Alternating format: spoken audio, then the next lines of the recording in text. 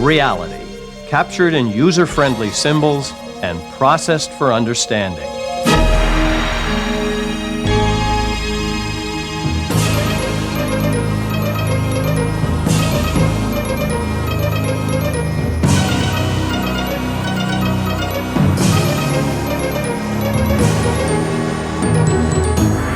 The Idea Channel.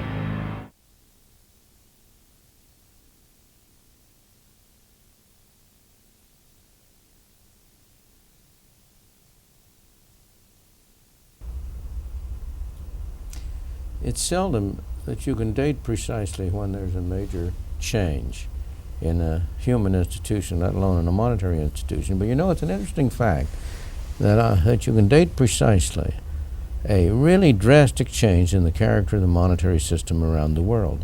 And you can date it on August 15th, 1971. That's the date on which Richard Nixon finally ended the supposed agreement by the U.S. government to sell gold for $35 an ounce to foreign governments. And that was the final nail in the coffin of the kind of monetary system that had prevailed from the beginning of time, so far as you can see. That is, all monetary systems before that were commodity systems, based on a commodity, whether it was silver or gold or other things. From August 15th, 1971, no national currency in the world is any longer based on a commodity. You know, when people talk about money, they think it means something, but what in the world is the money that people use today? But even then, the money that we used was not in any meaningful way connected to gold. I mean, it was just paper, as it is today. It was a long time, you know. Literal commodities were used as money for centuries, for millennia. When you go back, whether you go back to Greece or Rome, they used silver coins or gold coins. Earlier than that, the first recorded kind of money was a mixture of gold and silver. It wasn't a deliberate mixture. It was a mixture that came out of the earth in the form of, what was it they called it? The earliest, it was a king somewhere in Arabia who discovered this amalgam, and that's what they used as money. He was the first one who put a stamp on it and said, this is money, this is to be taken as having a certain value. And as late as the 19th century, I guess most monetary transactions were actually made with coins. Well, by the 1850s, the most actual transactions were either written with checks, like they are today, or with bills that came from banks. But at least if you're using bills, they act as if it was a commodity because there was this underlying Right, relationship right. between the piece of paper and some number of ounces of gold someplace, or some number of weight of commodity someplace. I think what's happened then is, since 1971, is we've had a pure fiat standard where it's just the whim of a government as to what our money is going to be worth. But we were pretty close to that even before. So Well, a dollar, you know, it used to be, if you took out a dollar bill, it used to say on that dollar bill, the United States of government promises to pay $1. It used to say. Now it doesn't Right. say that. hasn't done that for a long time. Oh, it's not so long. You're young. In my lifetime, it's not so long. I think it's I was a only kid when about- it changed. What? I was a kid when it changed. So. I'm not sure you were. I think it only changed in about 1960 or... When they went off silver certificates? I think so. I think when Well, there's a mixture they there. finally Yeah. ended, for a long time, the government had a policy of fixed price for silver. And they didn't go off that until something like the 1950s or 60s, that purchasing program. Right. But now it just says the United States of America, $1. Now what really gives it some meaning, it said this note is legal tender for all debts, public and private. Right. Now what does that mean? Well, that's the way the government defines what the unit is. That But means that they- when I have a debt with someone, I could present that bill, and if they don't receive it, well, they've failed to fulfill their portion No, of the but that's contract. only true if the debt is in dollars. Is in That's dollars. right, sure. That's It's correct. The only thing it's really good for is government payment. Well, no, wait, no. See, if a contract is written in dollars, It's then payable the in question, the dollars. court has to decide what does the word dollar mean. Yeah. Okay, and then the Article 1 of the Constitution gives Congress the power to decide what the word dollar means. It's just like Article 1 also says that Congress has to decide how long the yard is or how big the gallon is. And one of the things the government does is it decides units of weight, measure, and value. And the dollar is the unit of value, and it's given meaning to that by saying this piece of paper is what we mean by the dollar. Now what's amazing is that people accept that. You know, this meaningless scrap of paper is taken to have value. One of the things I find in the course of years of talking about money to lots of people, hardest thing people have to the thing they find it hardest to understand is that literally there are 19 people sitting around a table in Washington who have the power to have twice as many dollars or half as many dollars or 10 times as many dollars. Right.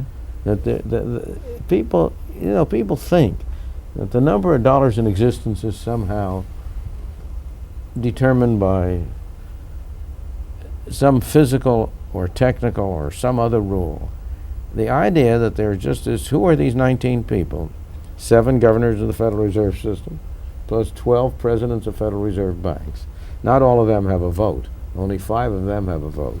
But 7 governors plus the 5 bank presidents can vote what to do about the amount of money. And there's absolutely no other control except the indirect control that the Congress could pass a law changing their powers. Yeah, well, the amazing thing about that group is that Or they the regularly contemplate changing the unit of measure. It's as if, remember, there's one other person that we never talk about, which is the director of the National Bureau of Standards, who determines how long the yard is.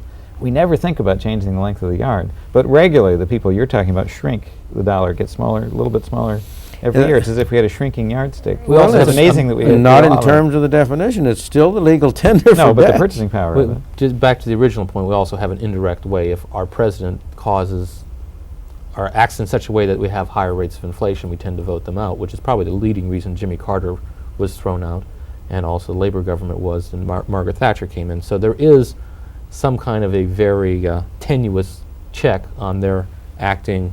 Oh, I think it's better than that. I mean, one of the gratuitously. interesting things is not only does the U.S. have this system, but Japan and Germany and many other countries have the system, and it delivers really a remarkably stable currency in spite of the fact that all the elements of instability are there, and yet the performance of the system, especially in the last 10 years in the United States, for example, has really not been bad.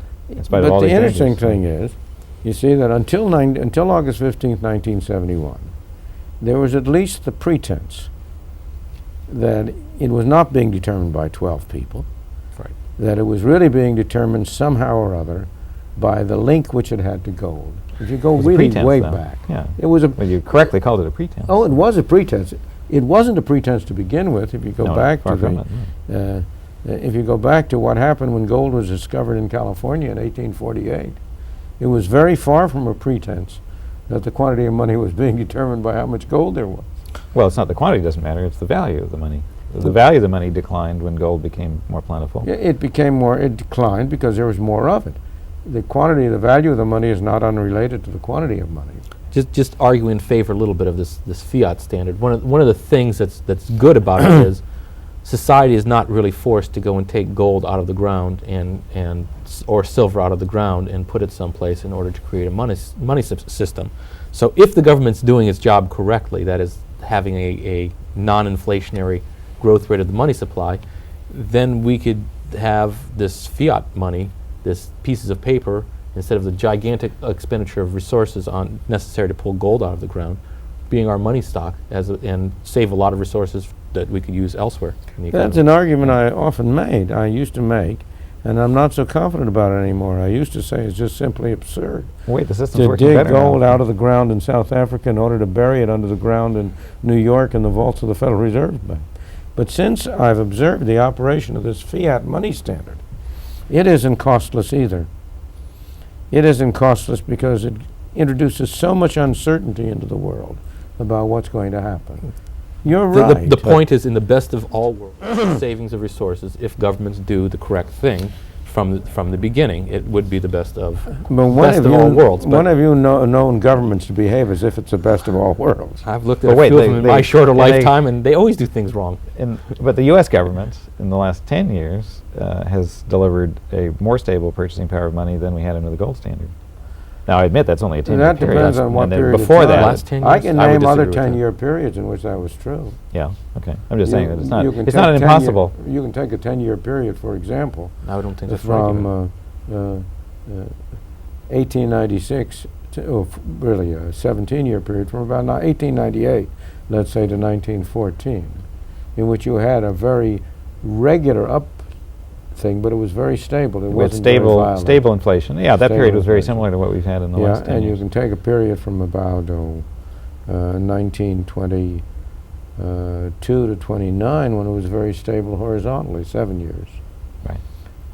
Some governments do a good job, however, with their monetary policy, and I think something that's interesting is why is the United States, which is where we invented monetarism, where you invented monetarism, why have we done such a bad job, and why have the Japanese done such a good job, and why have the but British what's- not even oh. admitted that monetarism is a sensible view? But hold on for a moment. You take the Japanese again. You're very time bound. Until 1973, they did a very lousy job.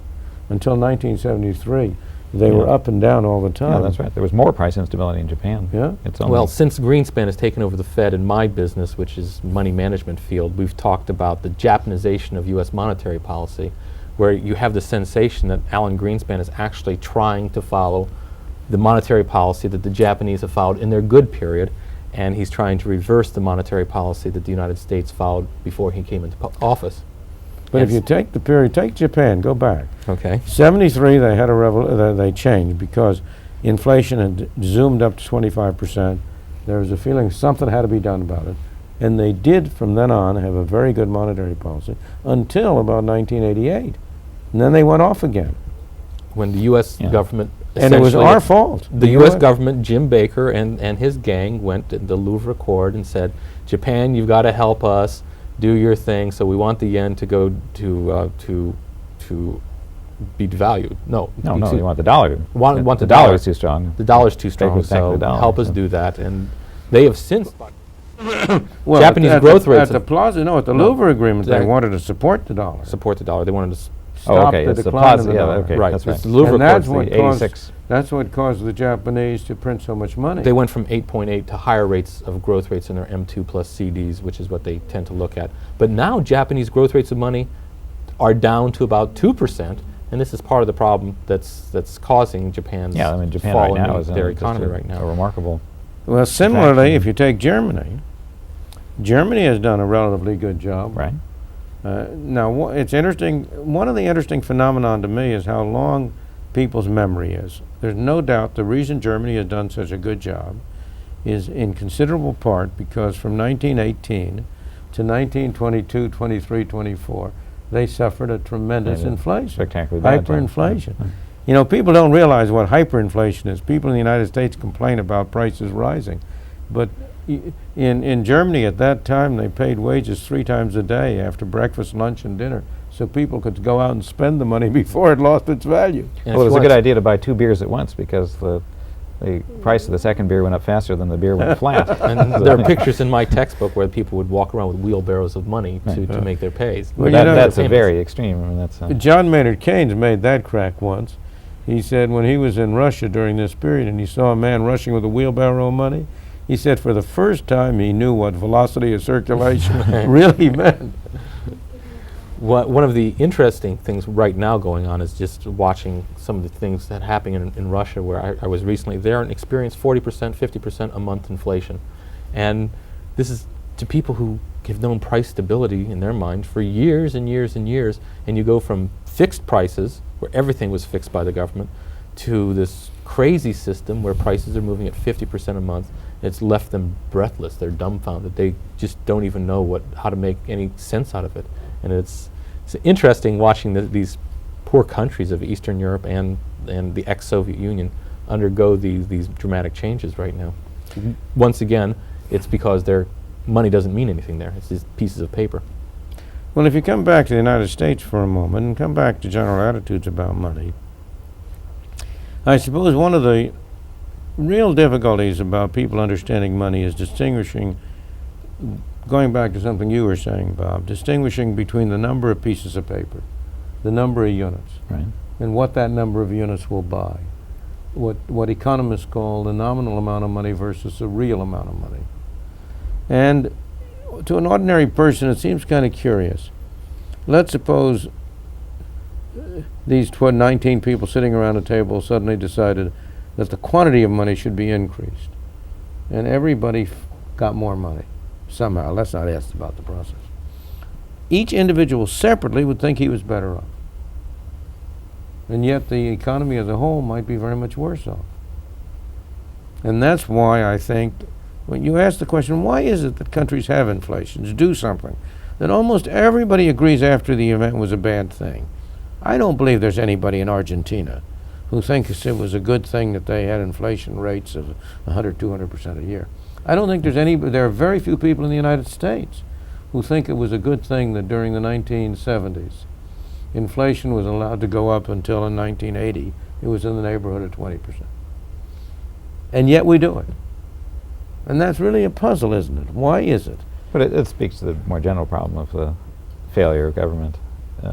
Governments fail very characteristically in the same direction. They promise too much, they generate too little revenue, and it often, the hyperinflations we talked about are generally related to that phenomenon of the government printing money in desperation to try to honor its spending promises. I think it's also, in the case of the U.S. in the 70s, it was probably, I think you've even mentioned this, it's the first round. They didn't know how strong this tiger was that they had unleashed when they got rid of gold back in the early 70s. And that was the first round. Now politicians now know that if you let inflation go up to 20% in the United States, your party's out of power for 15 years. Right. Yeah, I think that's right. And this is now the case that those 19 people might say, well, I'm going to give in to the pressure. But the person who's the president says, well, if you give in to the pressure, we're out of power for 20 years. And he's going to be very upset about that. Is he? Is he? I've just been observing that over the last year, Mr. Bush has been trying to urge the Federal Reserve to go to print more money to ease conditions. But let's be clear, the rate of inflation has declined during that period. Rate of inflation has declined, but the president's been saying, let's keep inflation at the 4 to 5% level where it was before, and now it's dropped to 3%. I agree that was the wrong thing for him to do. I also agree that the political calculus that he went through in order to allow for an increase in marginal tax rates was an incorrect one, and I don't understand what he gained by doing that either. So if you're saying we have an irrational person who's not maximizing his political support, well, I'll have to agree. I'll accept some of that. But suppose we're thinking of the public at large here now, of everybody in the United States. Money is, you're right that it's a special example of a more general problem of government failing to achieve what it seeks to do. But it's a particularly important problem. There's nothing else which, if it goes wrong, does so much harm.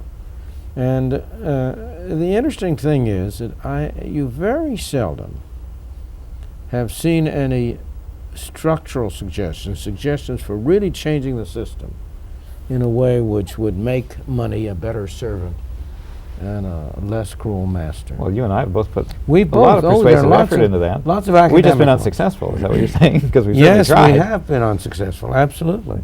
We haven't been able to persuade the public at large. We haven't been able to persuade the powers that be. Well, in some sense, it hasn't been that bad. Yeah, I think that's right. It's not. It's not like our school systems or something like that, but it is. Inflation is not at the top of the list of it isn't at the moment. No. By the time you bring it down to 3 or 4% a year, which it is now, and of course it's not too easy to measure. What is 3 or 4% a year? In what? Some prices are going up, some are going down. Medical care is going as up. A computer user, yes, that's right. I know that there's been big deflation. Absolutely, in lots of things. Automobiles are more expensive in dollars, but they're much cheaper in terms of the number of months you have to work to get one than they ever were. Right. And moreover, the quality of them has improved enormously. So it isn't all one way. And yet, it seems to me that for not only in the United States, but elsewhere, it's fascinating that there's been so little attention to money and what it can do and how much harm it can do when it goes wrong.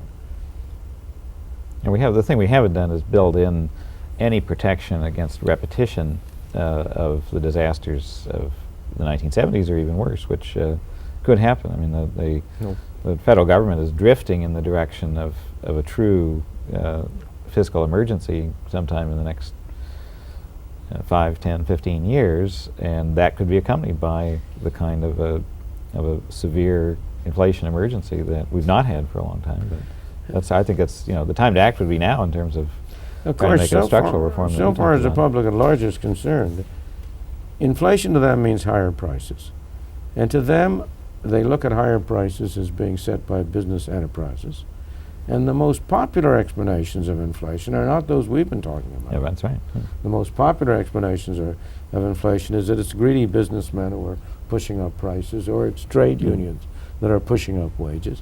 Those are the most popular explanations. And inflation tends to bring with it adverse changes in political beliefs about how to run the economy. So it's another reason why. Part of it is that everybody, when you ever have inflation, everybody loves to have the price of the things he sells go up. Everybody hates to have the price of the things he buys go up. And so whenever you have inflation, you have people who are cheering it on as well as people who are objecting to it. Yeah, although interestingly, certainly in the United States, the cheering is never very loud. I mean, the political belief that we shouldn't have inflation and that we should, Dan mentioned this before, that inflation hurt Jimmy Carter politically by more than any other issue. But what so people don't our voters really care about inflation, and I think any reasonable politician now understands to deliver not zero inflation but very stable prices. I don't think you're going to see anything like what happened in the 70s, which is fairly rapid inflation without a real fiscal emergency. I think the danger now is the fiscal emergency, which is the direction we're drifting. So we won't just kind of make a mistake and end up in inflation. This is Right. going to be our only It out, won't be given the magnitude of the fiscal problem that might be building up out there. This is our only out. Well, it's not clear that past inflations, either in our country or others, have been due to mistakes. They've been due to the fact that it's been a very effective method of taxation. Here, why did the United States have inflation in the 70s? Because it was a way in which government could spend more money without appearing to raise taxes. Right. But because the political system said, no, this actually politically is an expensive way. It seems free at first, but it's a politically expensive way of generating revenue, and we're not doing it anymore. Well, but that's it's a question of how long that lesson will be learned. That's right. It's because it seems to be an on-again, off-again process. Exactly. Well, we have to iterate through that a few times. It's a pendulum. But I think, Milton, you raised exactly the right question, which is, could the country make a structural change now at a time when it's not an inflation emergency that would protect us against that in the future? And I think it's hard. I think that it would require taking monetary policy out of the hands of the 19 politicians that in terms of now. Excuse me. In terms of who should be doing a change like that, it's not so much the United States. I actually have a little more experience outside of the United States in terms of monetary systems. The countries which suddenly start to undergo extremely rapid rates of economic growth tend to have their wages go up very fast. That's the way. That's the manifestation of it.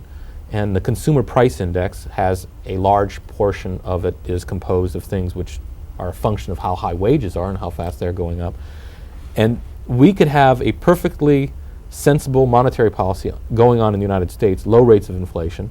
They could fix their exchange rate to our exchange rate, and they could still have very, very high rates of inflation. Right now, for example, Hong Kong, which is following this strategy, something like that, where they have an exchange rate fixed vis-a-vis the U.S., is undergoing incredibly rapid economic growth. They're fixed to the United States, 3% inflation here. One would think that they should have 3% inflation in Hong Kong. They're having 10% inflation in Hong Kong, 12% inflation in Hong Kong, and it doesn't look like there's anything out of whack. It's really caused by the incredibly rapid rates of economic growth you get in less developed countries. In terms of who should really be spending some political and intellectual energy figuring out what to do about that, I would think it's more the less developed countries who are developing so rapidly. But it's not clear that in a case like Hong Kong it's a problem.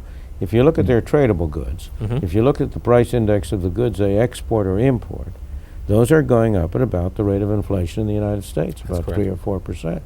But what's going up, there are so many good jobs now opening up across the border in China, in southern China, and that the price of haircuts is going up, the price of domestic servants is going up, the price of what you have to pay for rent is going up, but at the same time, everybody's wages are going up so much that there's no real problem involved. No, but there is a number called the CPI, There's a the number Consumer called Price the Index, CPI, which is right. going up, and that Right, tends to be right. what people think as their inflation. And now that raises a real question of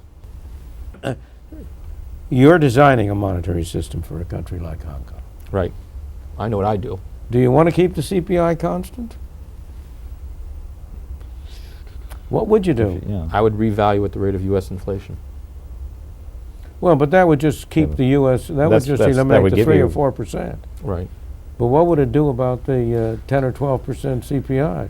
You could revalue at the now. Well, now but we're then into that raises a question as a general matter. right. When we talk about inflation, about what it is desirable to keep inflation out of, what should we be talking about? Should we be talking about all goods, including services? Should we be talking about commodities? Should we be talking about hourly wage rate? What should we be talking about as the sort of conceptual price that it would be nice to keep constant? I don't think that's a question that economists have talked about for hundreds of years, and I Yeah, don't they've believe never- there's any answer to Well, it. I think we've kind of narrowed it to what appears to be the case is that if everything is rising pretty rapidly, say more than Right. 10% a year, that it generates a lot of confusion and a lot of mistakes by consumers. For example, the mortgage market begins to break down if you have inflation rates above 10%. Inflation in the 0 to 10% range, it's not so obvious choosing between, say, 0 for the cost of living index and 4%, which is the kind of choice that Americans are making now. There doesn't seem to be a lot at stake there. It's hard to show that it's hard to find some principles where you can decide between 0 and 4. They're both very small numbers for this purpose, and it seems to me once you get a monetary policy which is delivering price stability in the sense that prices aren't rising more than 4% per year, that you might as well relax. When you and start say worrying more than about 4%, other economic problems. you so. say more than 4% a year, but stop for a moment. Cost of When living. Richard Nixon, as part of this package which ended the Right. link to gold, imposed price and wage controls in 1971 because prices were rising too rapidly. They were rising at 4.5%. Well, I would be the last person to endorse what he did. Well, but you were concerned. I was concerned at that time with the rate of inflation. There was a lot of widespread concern about the rate of inflation. You know, the interesting thing about human beings is there's nothing they can't get adjusted to. Here in countries like Chile, they're adjusted to 20% a year. Sure. And they think it's nothing. to Or have 20%. Well, a but month. Chile has some very good ways of dealing with that get around some of the problems I was talking about. Yes, they You know, do. The mortgage with- market works fine in Chile because they have other ways of handling them. What's interesting also is the Latin Americans have gotten used to not just 20% a year or 20% a month, but changes between 20% a year and 20% a month. Yeah, but it's been- somehow they know how to calibrate when things are even changing. But it's been debilitating. I mean, Of course, it's a seems to stupid me way to that spend your yeah. energy. They- It's a It waste, total waste of time. imposes very high costs. Total waste of Argentina, time. which has been the leading victim of that, Argentinian development, for a lot of different reasons, but partly because of monetary instability, came to a halt when that process began. Which, So- which gets back in some ways to what you originally started the discussion with, is why does someone hold this piece of paper? In the case of Argentina, the peso would be devalued or going down in value 10% a month, then 20, then 100% a month, then back to 10. Eventually, people stop using pesos and they start using greenbacks, they start using dollars. So somehow there's this psychology, or there's this cost minimization, I don't know exactly how you want to phrase it, where at some point a monetary system will break down in a country, Yeah, and what's people will go actually- to an alternative. What's interesting is how long that process takes. When we talked about people taking wheelbarrows, I mean, those people in Germany with wheelbarrows could have started transacting in Swiss francs, which are perfectly stable at that time, but they chose to use their own, And in their the own case- government's currency. It's a fascinating thing because there was I nothing guess, about it that I was guess, compelled. They're switching from one piece of paper to another piece of paper. When you look at it, you do a chemical analysis, it's the That- same thing. Yeah, that's right. but what they- happened before, but for the moment, in the case of Germany, not after World War I, but after World War II, which was a slightly different case, Right. and it shows a different facet of it. Because of Germany was then occupied by the Americans, the British, and the French, they were able to enforce price control much more effectively than a domestic government could have enforced it. And they had price control, Right. widespread price control. Yeah. As a result, you didn't have inflation. You just simply had money not being used. You had barter Exactly, being traded. right. And it's funny, they used cigarettes as money. They used liquor as money, cognac. Right. I've always said it's the most liquid money you've ever had. Have I ever told you my story and my experience with cigarettes in Germany at that time? Shortly after this, in 1950, I was assigned to I was in Paris as an advisor to the American Marshall Plan Agency. And my wife and I and our 2 children in a small 4 chevaux drove from Paris to Frankfurt, where I was going to attend a meeting over there.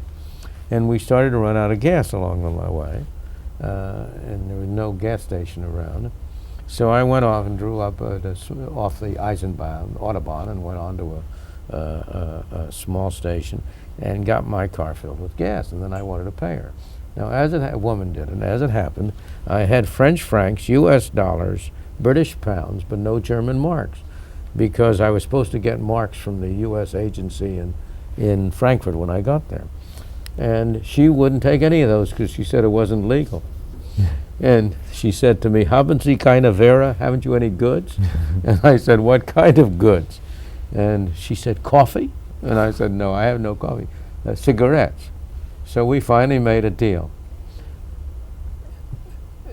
I gave her a carton of cigarettes, which I had bought in the PX in Paris for $1, and got the gasoline, amount of gasoline, which when I got to Frankfurt, I would be able to get from the US PX for $1. So I gave $1 worth of cigarettes and got back $1 worth of gas. She, in turn, had the gas at the official value of the mark was worth $4. And she regarded the cigarettes as worth $4.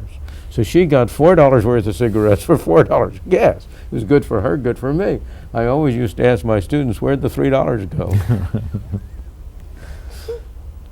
But that shows what you get into. Well, but that was a deliberate suppression of the monetary Absolutely. system and the price system. But it's part of the that's what- reason why in Germany, ever since World War II, also you've had enormous political pressure on the government to avoid inflation. Right. And yet, right today, as a result of the pressures from unification, inflation in Germany is running what, 5%? 4.5%? Yeah. Very high for them. They're very great pressure to reduce it. So when you say 4% is okay, 4% is not okay for Germany. Although that's not the... I would say it's not that 4% is okay. I think just combining what you were both saying was you want some prices going down and some prices going up.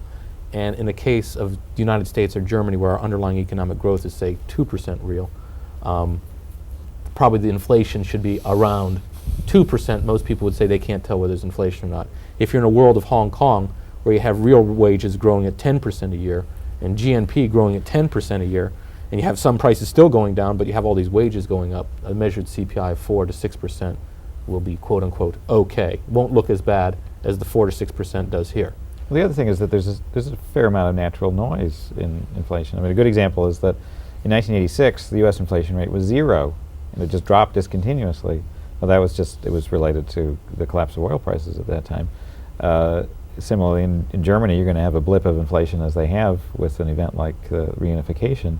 And I think it's important that everyone understand that you can't get prices exactly stable. You're always going to have these downward and upward 3 or 4% surprises. And the important thing is to keep it to that and not to have these surprises that generate 10, 15% or higher Well, the rates of important inflation. thing is to have some way of getting discipline on the monetary authorities, which is more effective than we've ever had before, because it seems to me that we have no reason to have any confidence now that 5, 10 years from now, inflation in the United States will not be up to $10, 10% a year, 20% a year. You know, The earlier, markets certainly agree with you on this Of question. course, if the you look at the markets are- market, what They is the sit there market? and they say, we got a problem out here. We don't know Oh. what these turkeys are going to do in Washington. no, that's And you it's see that very very clear. strongly in long-term interest rates. We have Being very much higher ridiculously than high long-term interest rates now if the current commitment to monetary policy is correct. That's right. But Dan, you said something earlier which I would want to take my exception to, which made it sound like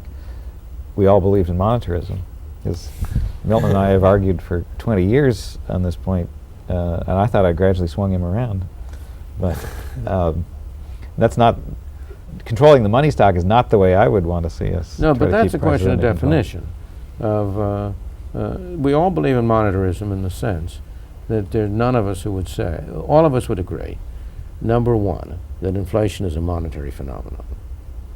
That number two, inflation under a fiat money system is made in Washington and nowhere else. Number three, that there are many different reasons why you might get inflation. Now, the question of whether the way in which to control, and we would all agree that rapid increases in money supply will produce inflation. We would all agree, I think, that without rapid increases in money supply, you would not get inflation. Right. I think that's a series of propositions that every one of us would agree with. Is there any you want to differ with? Well, there's some I don't want to elaborate, but go on. I don't want to. All right, now. I think the thing I'm really going to disagree with is still to come. But no, the question is, how do you get a system under which the quantity of money is moves in moderate ways without producing substantial inflations or substantial deflations? Right.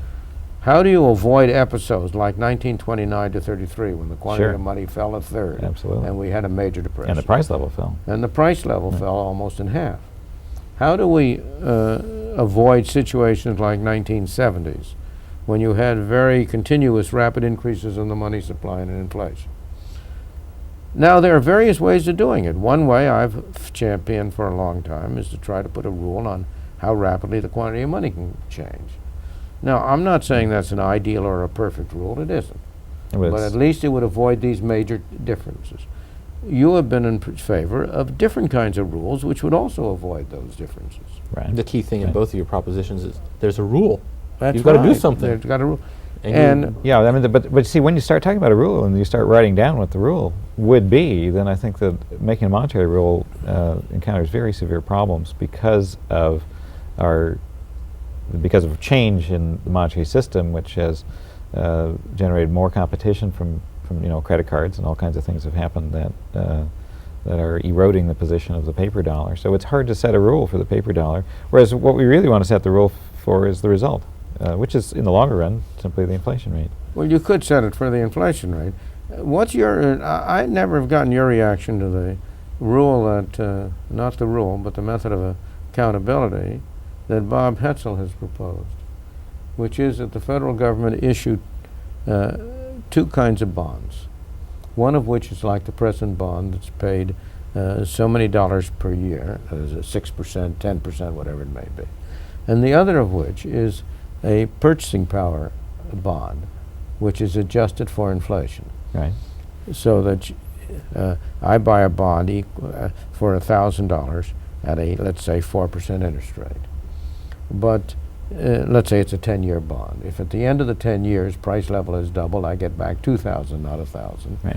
And year by year, instead of getting, let's say, $50, which would be the 5%, I get, if the price has gone up 10%, I get $5.50. If it's gone up 20%, Right. I get $6.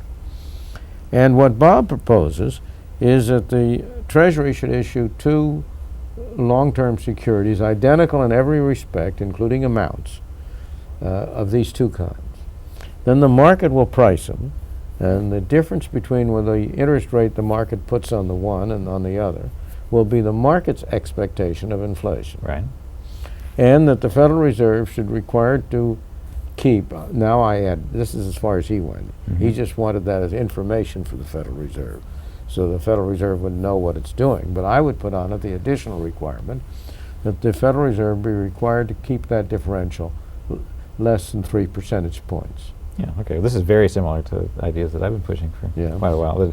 You can do it just in terms of the consensus forecast for inflation or for some other measure, some But other this is nominal really a measure. this is market-driven. This Yeah, is a put it on market. that's right. Well, you know, forecast. You've probably heard my most extreme idea, which is that you could issue a type of index debt very similar to that, and then declare that type of debt to be the dollar. No, and no, then the purchasing power of the dollar is guaranteed at all times to be exactly what you want it to Yeah, be. yeah. And that's the ultimate version of this.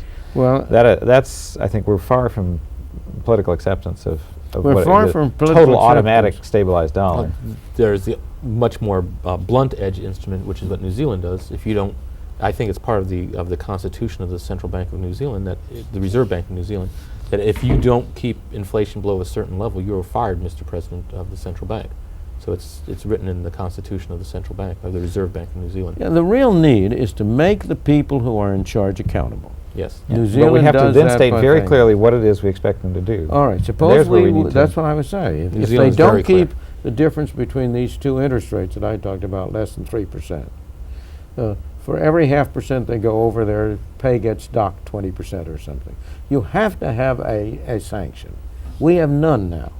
There's absolutely no cost imposed except public opprobrium.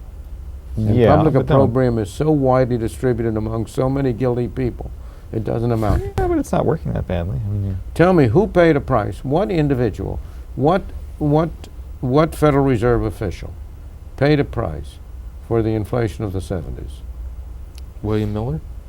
yeah, I thought that. I mean, Dan already mentioned that No, I don't the think President of the Miller United did. States The president, paid but the I'm price talking and was about not reelected. So. in 1929 to 33, Herbert Hoover paid an enormous price. Mhm.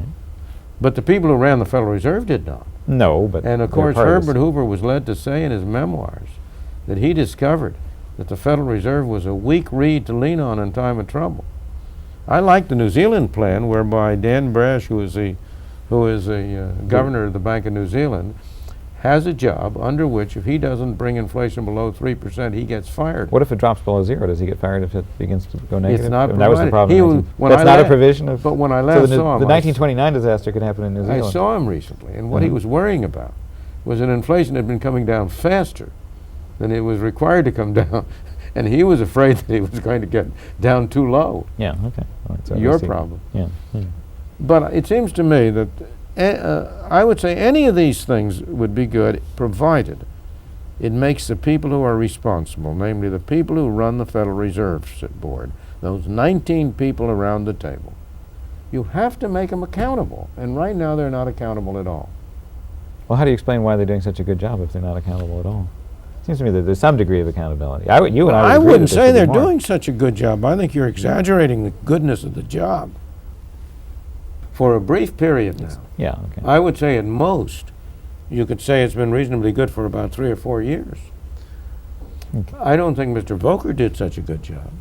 He I don't kept think going Miller up did and either. down. Miller Huh? did a horrible job. Well, Miller was Yeah, earlier. Yeah, but the problem is that one individual has done a good job for a while. That's right. What do we know about the future? The answer I is not totally much. agree. I mean, No, we're at the uh, discretion of one individual doing a good No, thing. that's right. And it's- And certainly the history of the institution of the Federal Reserve shows very clearly that how vulnerable it is to this. I problem. think there's only one conclusion that can be drawn from this. The problem of inflation will remain with us for a long time. Misunderstanding about money will not go away. People will be sitting around 50 years from now the way we are, arguing about what they ought to do with their monetary system. And that I wish we were going to be able to be here at that time, but we won't. So that's a nice end to our little discussion.